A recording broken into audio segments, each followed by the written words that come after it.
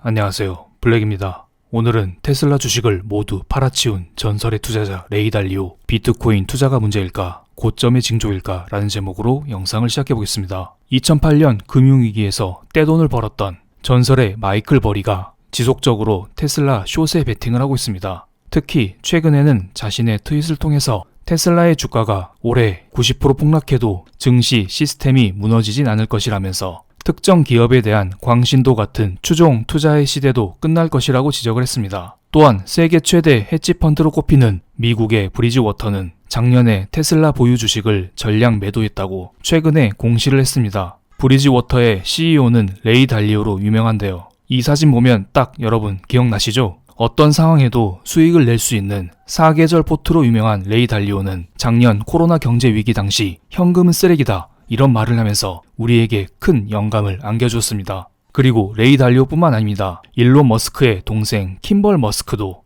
테슬라 주식 3만 주를 매각했다고 합니다. 하지만 그는 지분 전량을 매도한 게 아니라 자신이 보유한 지분의 5%만 매도했다고 합니다. 또한 주요 투자자들의 테슬라 주식 매매 현황을 보면 작년 하반기 때 2대 주주인 베일리 기퍼드의 주식 매도가 있었습니다. 작년에 테슬라 2대 주주였던 영국의 투자자 베일리 기퍼드는 테슬라의 주가가 너무 오르자 한 종목에 대해서 자산의 10% 이상 보유하지 못하는 규정에 따라서 테슬라 주식을 어쩔 수 없이 매도했다고 합니다. 그래서 베일리 기퍼드사는 2대 주주에서 4대 주주, 네 번째 주주로 밀려났다고 합니다. 어쨌든 베일리 기퍼드사는 내부 운용 기준에 따라서 어쩔 수 없이 주식을 매도했고, 레이 달리오는 보유 주식을 모두 매도했지만 브리지워터 지분 매도 금액은 1,529만 달러로서 전체 운용 자산 금액의 1,500억 달러 대비 0.01% 수준에 불과하다고 합니다. 또한 머스크의 동생 킴벌 머스크 역시 주식의 일부 비중만 매도했다고 합니다. 그들은 아직 테슬라 주가에 추가 상승 가능성이 있다고 판단했기 때문이 아닐까요?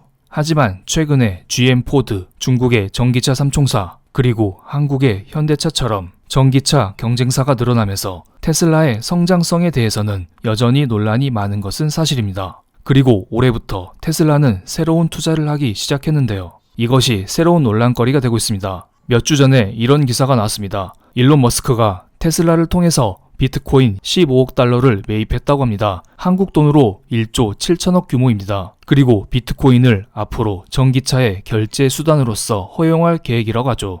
이 소식에 비트코인은 단기간에 10% 폭증했는데요. 이에 대해서 테슬라 측은 투자 정책을 다원화 그리고 최대화하기 위해서 구매했다고 밝혔습니다. 하지만 이에 대해서 여러 전문가들은 부정적인 의견을 내놨습니다. JP모건에서는 테슬라 외에는 비트코인 투자할 기업은 없을 것이라고 밝혔습니다. 비트코인 자체가 가격 변동률이 너무 크기 때문에 일반적으로 기업들이 여유 자금을 은행 예금 또는 MMF, 단기 채권 이런 곳에 투자를 하지 누가 비트코인 같이 변동성이 큰 자산에 투자를 하냐 이런 말을 했습니다. 그리고 앞서 밝혔듯이 2대 주주에서 4대 주주로 떨어진 영국의 베일리 기포드사는 테슬라의 비트코인 매수는 대체로 만족하나 투자 금액 제한을 두는 것에 대해서 논의할 것이라고 밝혔습니다. 비트코인은 올라도 문제이고 내려도 문제입니다. 오르면 테슬라의 자산 가치는 증가할 것이지만 이렇게 되면 떨어질 가능성이 점점 커지게 됩니다. 그럼 주가의 불확실성으로 작용할 수 있겠죠. 반대로 비트코인 가격이 떨어지게 되면 바로 회사 자산이 축소되는 것이기 때문에 이것은 바로 테슬라의 악재로 작용할 수 있을 거라 봅니다. 현재 테슬라는 작년 저점 대비 10배 이상 상승했습니다. 그리고 최근 몇 주 동안 조정을 받고 있는데요. 이것은 비트코인 때문일까요? 아니면 테슬라가 지닌 성장성의 한계 때문일까요? 저는 둘 다 어느 정도 영향은 있을 수 있지만 그것이 진짜 이유는 아니라고 봅니다. 테슬라와 애플의 주가를 겹쳐서 비교해봤습니다. 둘이 거의 비슷하게 움직이지 않나요? 그렇습니다. 테슬라는 애플처럼 미국의 빅테크 기업들과 비슷한 주가 흐름을 보여주고 있습니다. 테슬라도 이제 성장주로 인정을 받아서 그들과 비슷하게 움직이고 있다 이렇게 말씀을 드릴 수가 있겠네요. 최근 일주일 동안 미국 S&P 500 지수 내에 있는 주가의 변동률을 나타낸 것입니다. 여기 네모박스 친 주식이 바로 성장주인데요. 마이크로소프트, 애플, 구글, 페이스북, 아마존, 테슬라 이러한 회사의 주식은 일주일 동안 모두 하락했습니다. 그에 비해서 경기 민감주로 불리는 은행주, 소비재주, 에너지 관련주, 여행주 이런 회사들의 주가는 초록색이죠. 그렇습니다. 거의 올랐다는 것입니다. 지금 미국에서 백신의 보급 그리고 경기 부양책에 대한 기대감으로 인해서 실제로 경기 회복이 조금씩 나타나고 있습니다. 그리고 국채 금리의 상승 또한 나타나고 있습니다. 최근에 미국의 국채 금리는 장중에 1.35%를 넘었고 현재 1.34%에서 마감을 했습니다. 팬데믹 이후 최대치를 기록하고 있습니다. 그만큼 미국의 경기 회복에 대한 기대감이 커졌다고 말씀드릴 수가 있겠네요. 그럼 진짜로 경제가 회복되고 있을까요?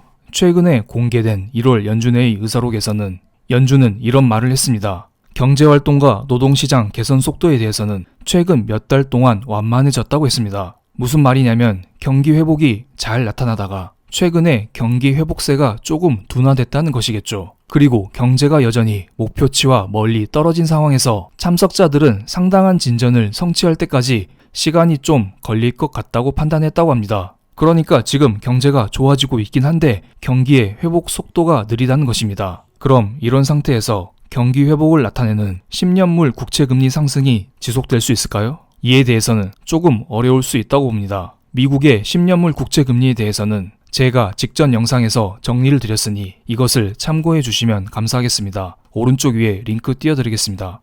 또한 경기가 회복이 될지라도 여전히 미국을 이끌고 있는 것은 미국의 성장주입니다. 테슬라 역시 미국 경제를 이끄는 한 축을 차지하고 있고요. 최근에 테슬라의 2021년 전망을 나타낸 기사를 하나 가져왔습니다. 천천히 읽어보겠습니다. 테슬라는 전기차 시장 확대에 맞춰서 작년에 50만 대 규모의 생산 능력을 올해는 95만 대로 크게 늘린다고 합니다. 올해 7월부터는 독일에서 모델 Y가 생산되고 또한 올해 중반부터 미국 텍사스 공장에서 사이버트럭 모델 Y 이것들도 새롭게 생산이 된다고 합니다. 그리고 테슬라는 배터리 사업에도 진출을 하고 있습니다. 내년에는 100기가와트 배터리 설비를 확보할 예정이라고 합니다. 마지막으로 반자율주행 기능인 오토파일럿 기능 역시 테슬라의 효자 상품 중 하나입니다. 여기에 2021년 4분기에는 완전한 자율주행 칩 하드웨어 4.0을 출시할 계획이라고 하죠. 여기에 바이든 정부의 친환경 정책에 따라서 전기차에 대한 보조금이 상향될 가능성도 매우 크고요. 이것은 테슬라의 차량 판매 증가로 이어질 것이라고 봅니다. 영상 초반에 설명드렸었던 이 자료를 다시 가져오겠습니다.